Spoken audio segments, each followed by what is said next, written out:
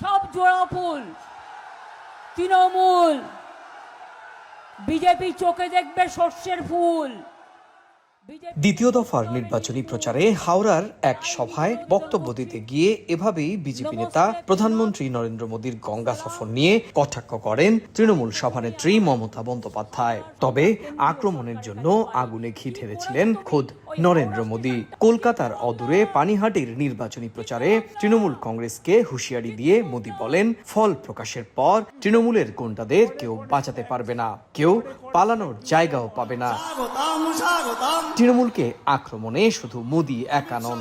শুক্রবার নির্বাচনী প্রচারে আরও এক ধাপ সুর চড়িয়ে মমতার দলকে হুমকি দিয়েছেন খোদ দেশটির স্বরাষ্ট্রমন্ত্রী অমিত শাহ নিজেও। घर के बाहर मत निकलना।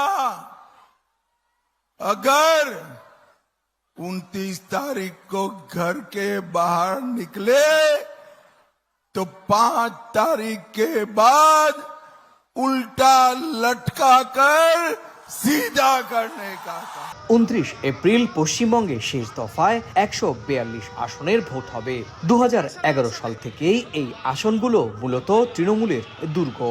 বিজেপির এবারের লক্ষ্য তৃণমূলের এই ঘাঁটি, যদিও পাল্টা মমতাও মাটি আঁকড়ে ধরে প্রচারণা চালাচ্ছেন। শুক্রবার তৃণমূলের হয়ে প্রচার করতে দেখা গেছে দলটির তারকা সাংসদ জুল মালিয়া ও সঙ্গীত শিল্পী নচিকেতাকেও। সুব্রত আচার্য, সময় সংবাদ, পশ্চিমবঙ্গ, ভারত।